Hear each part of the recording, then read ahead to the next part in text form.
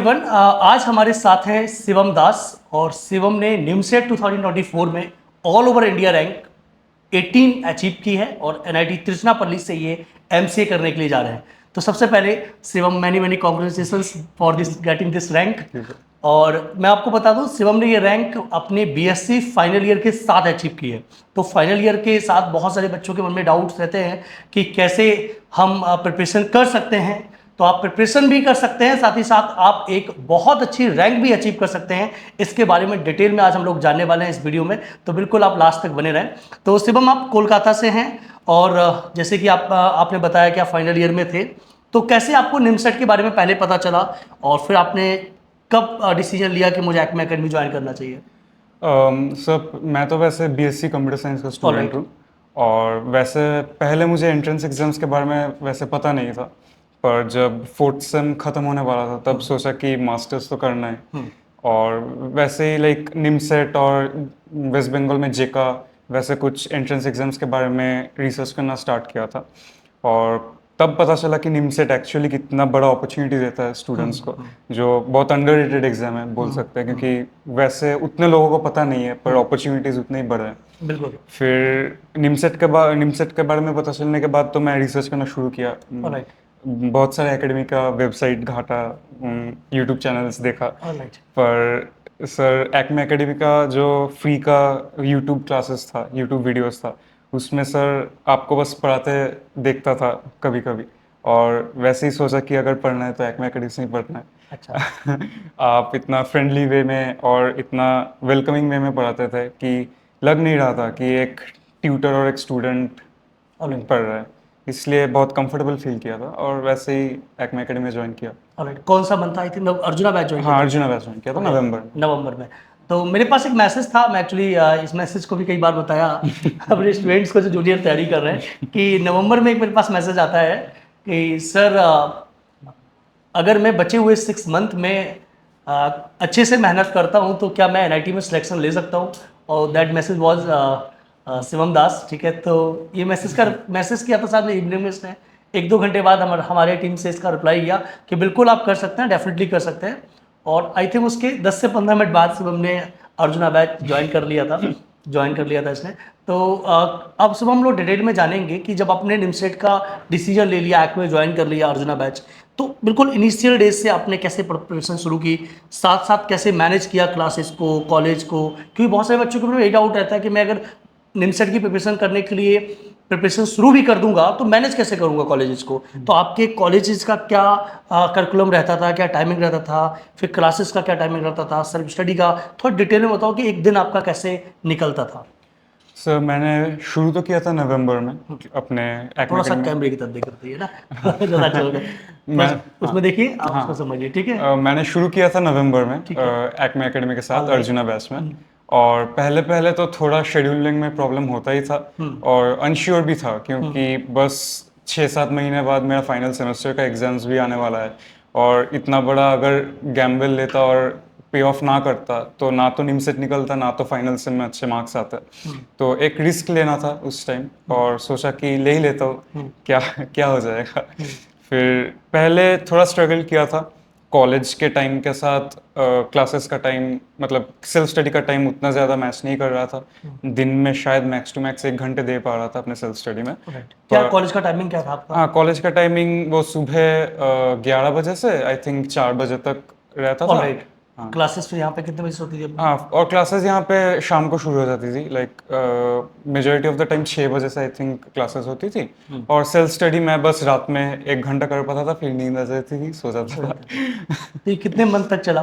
तो उस टाइम पे आप क्या करते थे, प्रॉपर नोट्स बनाते थे? हाँ, उस टाइम तो आपने शुरू किया था ट्रिगोनोमेट्री से। ऑलराइट। तो एकदम नया कॉपी बनाया, बस ट्रिगोनोमेट्री जो जो पढ़ाते गए बस एकदम नोट्स बनाता गया मैं, और कुछ सोचा नहीं। जो भी क्वेश्चन लगा कि इंटरेस्टिंग है, सोचना पड़ेगा या फिर बाद में भूल सकता हूँ, वो बस लिखता गया, फॉर्मूला सब लिखता गया। और मैंने एक और काम शुरू किया कि 2-3 वो दीवार में चिपकाने वाला नोट्स जो होता है वो खरीद लिया था। और जो भी इंपॉर्टेंट फार्मूलाज थे, वो ट्रिगोनोमेट्री में तो बहुत फार्मूलाज रहता है, एक सब याद रखना पड़ता है, इसलिए मैंने क्या शुरू किया था, वो सब फार्मूलाज एक नोट्स पे लिख के रोज दीवार पे चिपकाना शुरू कर देता था। ऑलराइट। सोच रहा था कि लास्ट में एग्जाम के एक मंथ पहले पूरा दीवार भर्ती हो जाएगा। भर जाएगा पूरा, हाँ, और हो भी गया था, पूरा दीवार भर गया था। ऑलराइट। तो वैसे शुरू किया पिक्चर था। सेंड कीजिएगा मुझे अपनी। पिक्चर सेंड करूँगा। ठीक है, तो ऐसे शुरू किया। ओके, तो आपने जैसे जैसे आपने बोला 1 घंटे ही सेल्फ स्टडी के लिए मिलता था, अदर देन द क्लासेस, उस 1 घंटे में पहले क्या पढ़ते थे आप? उस एक घंटे में जो भी क्लासेस में सर कराते थे, पहले क्लासेस में तो सर बहुत अंडरस्टैंडिंग होते थे, जो भी डाउट्स होते थे उसी वक्त सर से पूछ लेता था, सर सॉल्व कर देते थे। पर फिर भी अगर कोई भी पढ़ लगता था कि मुझे एक बार फिर से करना चाहिए, मुझे एक बार फिर से देखना चाहिए, तो मैं वो सबसे पहले करता था। और हमेशा तो जो भी चैप्टर सर पढ़ाते थे एक्मे एकेडमी, उसका क्यूओडी रहता था, असाइनमेंट्स रहता था, बस वही सॉल्व करता था। और जो इंपॉर्टेंट क्वेश्चंस लगते थे या जो टफ क्वेश्चंस रहते थे, वो मैं एक अलग सेपरेट कॉपी मेंटेन करता था, उसमें बस मैं नोट डाउन करता ऑलरेडी मतलब था। पूरे दिन में जो भी क्लासेस में आपको कराया गया उसमें आपने देखा कि क्या मुझे और फिर से रिवाइज करने की जरूरत है, या पिछले 1 वीक की क्लासेस में, मतलब कहने का मतलब नोट्स रिवाइज कर लिए Exactly. प्रॉपरली। ऑलराइट, तो अपने इस पूरे जर्नी में अपने जो 6 7 8 महीने की आपने प्रिपरेशन की, इसमें कितने टेस्ट दिए होंगे? कितने टेस्ट? एक बार जब सिलेबस खत्म हो गया था मेरा, आई थिंक 1.5 महीने पहले, उसके बाद तो रोज टेस्ट कौन देता देगा, था। मैं इस बार चेक ही कर लेते हैं इसका। हाँ, तो अपना कंटिन्यू करो। हाँ, एक बार जो मेरा सिलेबस खत्म हो गया, मैं ऑलमोस्ट रोज टेस्ट देना शुरू कर दिया था। मतलब आई गेव लाइक, आपने रिकॉर्डेड टेस्ट भी दिए थे? हाँ, रिकॉर्डेड टेस्ट भी बहुत देता था। कभी कभी बोर हो जाता था तो रिकॉर्डेड टेस्ट एक दे देता था बस देखने के लिए। अच्छा। तो all and all I think I gave above 80 tests in total in the span of 6 months. और वही बस लाइव मॉक्स और रिकॉर्डेड मॉक्स सब देता रहा। हाँ, तो आपने टोटल 105 लाइव टेस्ट दिए थे, और अंडर एस्टिमेट। हाँ, और 14 वो दिए थे, टोटल 120 टेस्ट दिए। Total 120 test. ओके, तो 120 टेस्ट आपने दिए। बुक्स कौन सी सॉल्व किया? बुक्स तो जब निमसेट शुरू किया था तब तो बहुत लोगों से पूछा था कि क्या मटेरियल पढ़ना चाहिए, कौन सा मटेरियल पढ़ना चाहिए। सो सभी लोग एक एक बुक का नाम ले रहे थे। सबने किसी ने आरडी सब- बोल दिया, किसी ने आरडी बोल दिया, किसी ने आर्यहंत बोल दिया, सब बुक बोल रहे थे। पर मैंने देखा कि एक्मे का भी एक बुक था, बस मैंने वही पहले, मतलब कोर्स के साथ वो तो फ्री में आता था। तो जब वो आ गया बस वही करता गया, और दूसरा कुछ मटेरियल का जरूरत नहीं था तो मेरा। आपने कोई बुक यूज नहीं नहीं, कोई बुक यूज नहीं Alright. किया, बस एक्मे का मटेरियल। एक्मे का बुक, तो एक्मे का बुक लगभग पूरा लगा लिया था आपने? हाँ, पूरा, मतलब आपका जो क्रिटिकल बूस्टर, थिंकिंग बूस्टर था, हाँ। वो पूरा एक कॉपी में मेरा लिखा हुआ है। Alright. फिर निमसेट पीवाईक्यूज का था, वो एक अलग कॉपी में लिखा है। Alright. फिर जेई मेंस का जो पीवाईक्यूज था, वो एक अलग कॉपी में और लिखा है। पूरा बुक लगा लिया तुमने? पूरा बुक लगा लिया। बहुत बढ़िया, ग्रेट।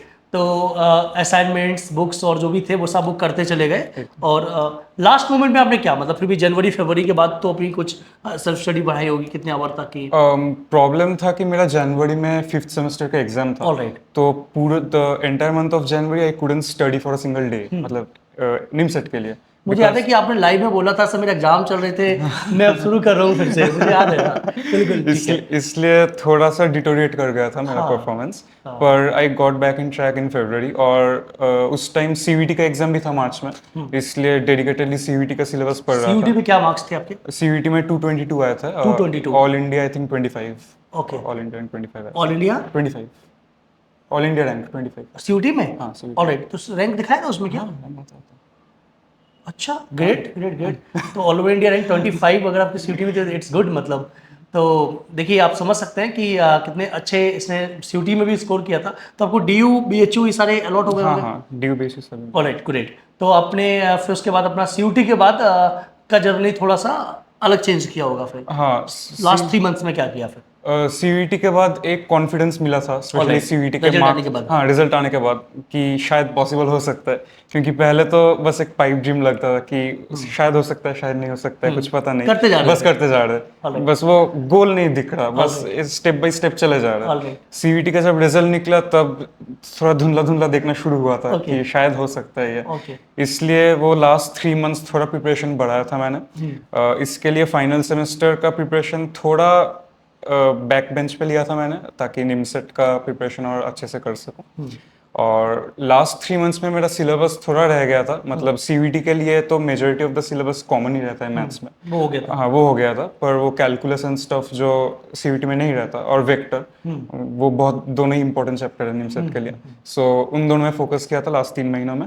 और उसके साथ साथ मैंने मॉक देना भी शुरू कर दिया था, लाइक वेट नहीं किया कि पूरा सिलेबस खत्म मॉक में होगा। आपकी क्या रैंक आती थी लगभग इस शेड्यूल में? मॉक में यूजुअली 10th 8th मतलब मारपीट चलता था दूसरे लोगों से, इसलिए मतलब 8 to 20 के हाँ बीच हाँ में आप 8 रहते to थे। 20 के बीच में आ ऑलराइट, जाता था ऑलराइट, ऑलराइट। वही। तो ये कब आपको फील हुआ कि अब तिरछी जाना है?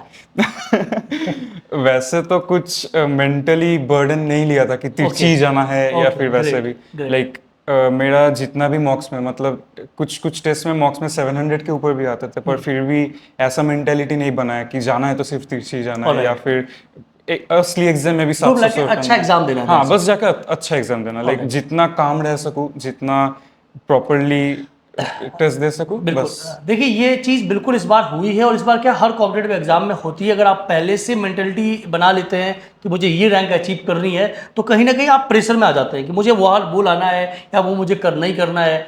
तो इस तरीके से आप कूल होके जाते हैं तो डेफिनेटली आप बहुत अच्छा करके आते हैं, और आप कर भी सकते हैं। तो शिवम ने जैसा बताया कि फाइनल ईयर के साथ प्रिपरेशन करता गया, जो चीज़ें पढ़ाई गई क्लास में उन्हें कवर किया।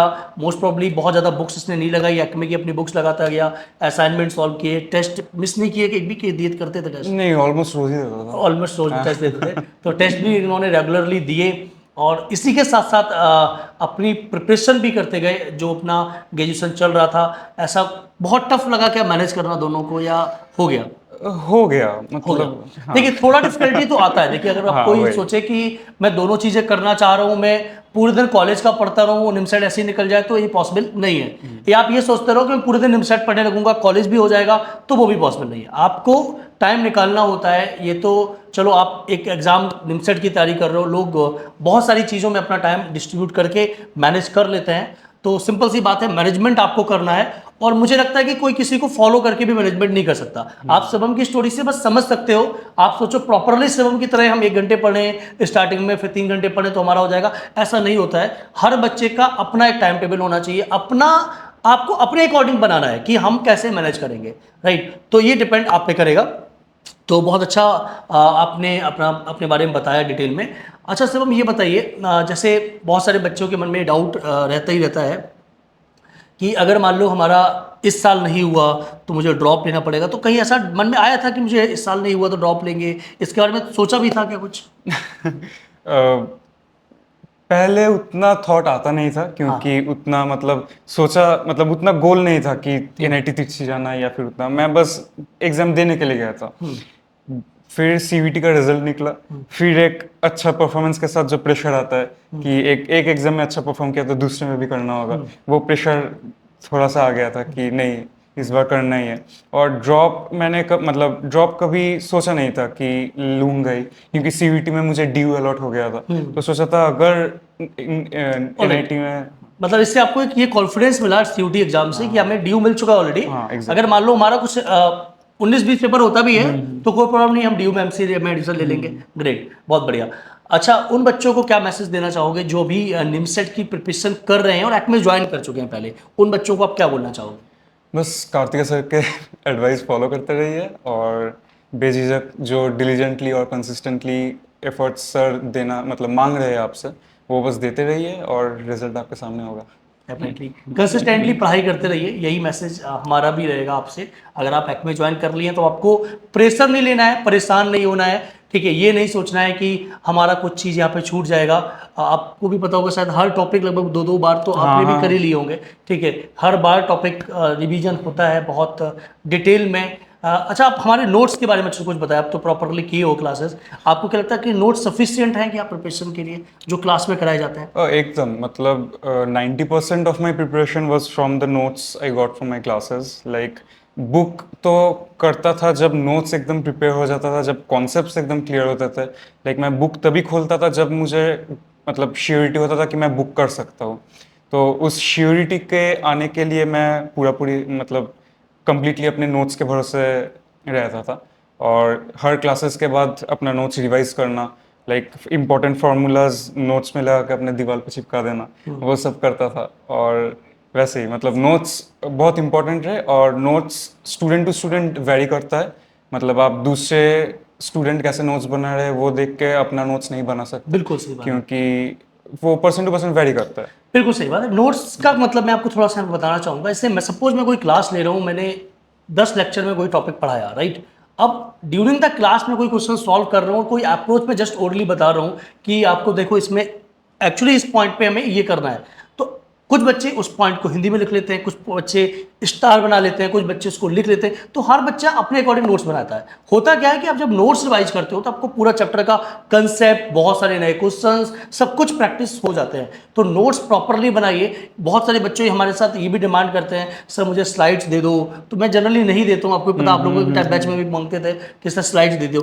क्या लगता है तुमको, अगर स्लाइड्स की फोटो अगर मिल जाएगी तो बच्चा नोट्स बनाएगा? नहीं सर, लाइक स्लाइस मिल जाए तो लोग आलसी हो जाएंगे लोग कि आलसी मिल ही हो गए जाएंगे। कि अच्छा, तो आपको क्या लगता है कि अगर मान लो एक नोट्स बनाना खुद से, भाई अब क्लास चल रही है, प्रॉपरली नोट्स बना रहे हैं और एक स्लाइड्स मिल गई हमारे फोल्डर में पड़ी हुई है, दोनों में कितना डिफरेंस रहेगा? बहुत, क्योंकि स्लाइड्स आपने नहीं बनाए, नोट्स आप बना रहे हैं। लाइक जब नोट्स आप लिख रहे हैं तो जो आप समझ रहे हैं वो आप लिख रहे हैं, जो समझ नहीं पा रहे हैं वो आप लिख रहे हैं। स्लाइड्स तो कोई और बना रहा है, तो आपके दिमाग में क्या चल रहा है वो तो स्लाइड्स कैप्चर नहीं कर पा रहा है ना। इसलिए नोट्स खुद से बनाना एक बहुत एसेंशियल तो पार्ट है तो प्रिपरेशन। ये एक्मे के जितने भी स्टूडेंट्स हैं, आप समझ लीजिए, मैसेज दे दिया आपको, ठीक है। साथ ही साथ ऐसा नहीं, हम स्लाइड्स अभी भी दे रहे हैं, आपको मिलती रहेगी। अब आपको, आपका चॉइस है, आपको स्लाइड्स फोल्डर में रखने हैं या खुद से नोट्स बनाने हैं। अच्छा, कुछ उन बच्चों का मैसेज देना चाहोगे जो डाउट में है कि उन्हें एक्मे ज्वाइन करना चाहिए या नहीं करना चाहिए? वेल, डाउट, मैंने प्रिपरेशन आई थिंक नवंबर से किया था एक्मे में, तो डाउट वैसा कुछ था नहीं, मतलब पर्सनली मेरा, क्योंकि मैंने आई थिंक फर्स्ट दिन ही कॉल किया था एक बार एक्मे में कि बस एक ही डाउट था, सिलेबस कंप्लीट हो जाएगा। तो क्योंकि कब जब टाइम बचा था? हाँ, बस 6 महीने बचे थे, तो श्योरिटी भी नहीं था कि सिलेबस ही कंप्लीट हो गया या नहीं। तो मैंने बस पूछा था सिलेबस कंप्लीट हो जाएगा, फैकल्टी ने बोला हाँ हो जाएगा, बाकी तो सर आपके पढ़ाने का तरीका देख के ही मैंने एकदम कॉन्फिडेंस से ज्वाइन कर लिया था एक्मे एकेडमी। बस, तो डाउट पर्सनली कोई नहीं था, और अगर किसी का डाउट है भी तो मैं बस बोलूँगा एक बार ज्वाइन कर लो फिर देख लो डाउट चला डेफिनेटली। जाएगा। तो इस तरीके का कोई अगर डाउट है तो आप डेफिनेटली वीडियोस जाके देख सकते हैं। सारे टीचर्स के वीडियोस अवेलेबल रहते हैं, जैसे इसने बताया कि मैंने 3-4 जगह की वीडियोस देखे, फिर चेक किया, तो डेफिनेटली आपको भी वही करना चाहिए। इससे होता क्या है कि मन के सारे डाउट्स खत्म हो जाते हैं, क्योंकि आप जिस मेंटर से पढ़ना चाहते हैं, ठीक है, जो पूरे जर्नी में आपका मेंटर रहेगा, उसके बारे में जल्दबाजी ना करें, आराम से देखें, पहचानें और फिर ज्वाइन करें। तो बहुत ही अच्छा जर्नी लगा मुझे शिवम दास का। आगे क्या प्लान है? नैडी त्रिची पहुंच के क्या कुछ सोचा है अभी थोड़ा बहुत, या बस एमसीए करना है, अभी ये प्लान है? नहीं, अभी तो एनआईटी दिच्छी जाके, मतलब गोल है बस अच्छा प्लेसमेंट लाना है, Alright. क्योंकि पहले से ही वही गोल था, मतलब रिसर्च फील्ड में उतना घुसना नहीं है मुझे। अच्छा, तो आपको जॉब में जाना है, अच्छी एमएनसीज में जाना है। ग्रेट। तो बिल्कुल मेरी ब्लेसिंग्स हैं आपके साथ कि आप बहुत अच्छा परफॉर्म करें, एक बड़ी मल्टीनेशनल कंपनी में जाएं, देश विदेश घूमें और पूरे वर्ल्ड में भारत का डंका बजा दें। लोग कहें कि हाँ भाई एक बच्चा निकला है, एक कोलकाता से बच्चा आया है, पूरे कोलकाता को प्राउड हो, पूरे वेस्ट बंगाल को प्राउड हो, पूरे इंडिया को प्राउड हो और एक्मे को भी प्राउड हो आप पे। इस ब्लेसिंग्स के साथ मैं आपको बोलूँगा कि आप जाइए और मन लगा के नैडी त्रिची में पढ़ाई करिए। ये आपने पहली सीढ़ी, मैंने कल भी आपको बताया था व्हाट्सएप में, ये इनफाइनाइट नंबर ऑफ सीढ़ीज है, मान लो उसका पहला सीढ़ी अभी आपने चढ़ा है। अभी 35 ईयर्स तक आप अपने आप को बनाइए। 35 ईयर्स के बाद कुछ लोग रिलैक्स मोड में जाते हैं, या जाना चाहिए किसी को, बट 35 ईयर्स मुझे ऐसा लगता है अभी 12-13 साल आपके पास और बचे हुए हैं। इसमें आप जितना मेहनत, जितना हार्डवर्क कर सकते हैं उतना हार्डवर्क करिए अपने आप को आगे बढ़ाने के लिए। डेफिनेटली आप देखेंगे कि आप बहुत ही अच्छी पोजीशन पे पहुंचे होंगे, और 35 साल के जब आप हो जाए तो मुझे जरूर कांटेक्ट कीजिएगा कि सर आपने मुझे 13 साल का 12 साल का टारगेट दिया था, देखो मैंने आज ये अचीव कर लिया। राइट, सो ठीक है, मिलते हैं किसी नेक्स्ट टॉपर के साथ। Thank you so much.